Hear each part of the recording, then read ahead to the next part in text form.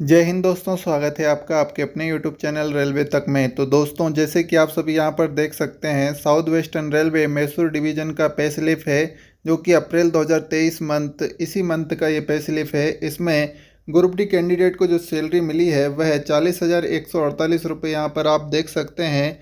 तो इस वीडियो में हम जानने की कोशिश करेंगे कि इस कैंडिडेट को कौन कौन से अलाउंसेस मिले हैं जिससे कि इनकी सैलरी 40,148 रुपये बनी है। तो बने रहिए वीडियो के लास्ट तक। और अगर आपने अभी तक मेरा चैनल सब्सक्राइब नहीं किया है तो प्लीज़ सब्सक्राइब रेलवे तक और वीडियो को ज़्यादा से ज़्यादा लाइक करें।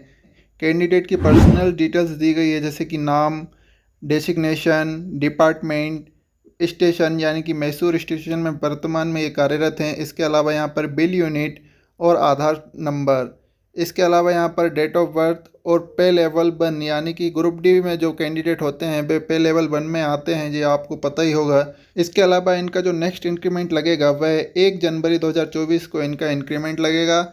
इसके अलावा यहाँ पर इनका मोबाइल संख्या भी दी गई है। इन्होंने भारतीय रेलवे को 25/6/2019 को ज्वाइन किया था। इसके अलावा यहाँ पर अकाउंट से रिलेटेड सभी जानकारी दी गई है। यहाँ पर अब हम नेक्स्ट बात करते हैं लीव से रिलेटेड। तो यहाँ पर आप देखेंगे जो लीव की समरी दी गई है वह 1/4/2023 के अनुसार दी गई है, जिसमें कैंडिडेट का अभी LAP 30 बैलेंस शो किया गया है। इसके अलावा LHAP भी रहती है जो कि हाफ पेमेंट मिलती है इस लीव में। तो यहाँ पर 57 LHAP यहाँ पर इनका बैलेंस है। इसके अलावा यहाँ पर हम बात करते हैं तो इनको ग्रोस पे जो मिला है वह 40,148 है। इसके अलावा यहाँ पर देख सकते हैं इन्होंने अप्रैल माह में 30 डेज वर्क किया है, उस हिसाब से इनको सैलरी 40,148 रुपये मिली है। इसके अलावा यहाँ पर कुछ रिकवरीज भी हुई है जो कि 3,872 रुपये की टोटल रिकवरीज यहाँ पर हुई है। और जो नेट पेमेंट इनका रिकवरीज होने के बाद सैलरी बना है वह 36,276 रुपये है, जो कि ग्रुप डी हेल्पर के लिए बहुत ही अच्छी सैलरी मानी जाती है। तो अब हम जानते हैं कौन कौन से अलाउंसेस इसमें ऐड किए गए हैं। जैसे कि आप यहाँ पर देख सकते हैं कैंडिडेट का जो बेसिक पे वर्तमान में है वह 20,300 है। आप जब ज्वाइन करेंगे रेलवे को तब आपको जो बेसिक पे है वह 18,000 रुपये मिलता है।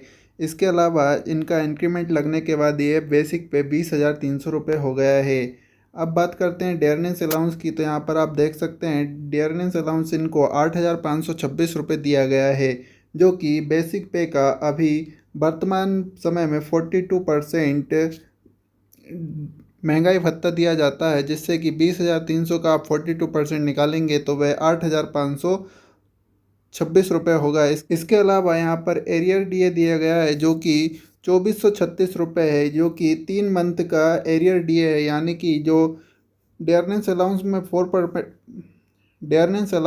4% का इंक्रीमेंट हुआ था वह जनवरी मंथ में हुआ था। जनवरी से अभी अप्रैल तक ये डेयरनेस अलाउंस बढ़ाकर नहीं दिया गया था, उसी से ये 2,436 रुपये जो मिले हैं वह एरियर डीए का मिला है, जो कि 3 मंथ का है। इसके अलावा यहाँ पर ट्रांसपोर्ट अलाउंस दिया गया है जो कि 1,278 रुपये है। इसी तरह से ट्रांसपोर्ट अलाउंस का एरियर भी दिया गया है जो कि 108 रुपये है। इसके अलावा यहाँ पर नाइट ड्यूटी अलाउंस की बात करें तो यहाँ पर जो नाइट ड्यूटी अलाउंस मिला है कैंडिडेट को 2,616 रुपये इनको नाइट ड्यूटी अलाउंस मिला है, जो कि 1 नाइट का इनको लगभग 140 रुपये प्रति नाइट का मिलता है। इस हिसाब से इनका 2 मंथ में 2,616 रुपये हुआ है। 2 मंथ का इसलिए क्योंकि जो मार्च माह रहता है वह रेलवे में क्लोजिंग ईयर रहता है, इसलिए वहाँ पर आपको बेसिक पे और डीए ही मिलता है। इसके अलावा अदर अलाउंसेस मार्च माह में आपको नहीं दिए जाते हैं।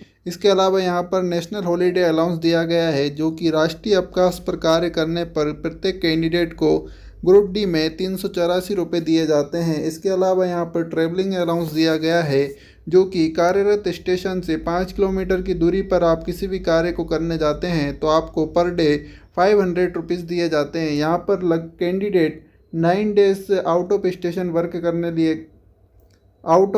वर्क के लिए गए थे, इसलिए यहाँ पर इनको 4,500 रुपीज़ ट्रैवलिंग अलाउंस दिए गए हैं। इस तरह इन सभी अलाउंसेस को ऐड करने के बाद जो ग्रोस पे इनका बना है कैंडिडेट का वह 40,148 रुपये बना है, जैसे कि आप सभी यहाँ पर देख सकते हैं। सभी अलाउंसेस के बाद भी यहाँ पर आप देखेंगे तो इस कैंडिडेट को HRA नहीं दिया गया है, जो कि यहाँ पर 3600 रुपये मिलता है, क्योंकि ये मैसूर शहरी एरिया है। यहाँ पर HRA बेसिक पे का 20% दिया जाता है, जो कि 3600 रुपये होता है। अगर आप HRA लेना चाहते हैं तो आपको जो रेलवे का क्वार्टर्स मिलता है वह नहीं लेना पड़ेगा।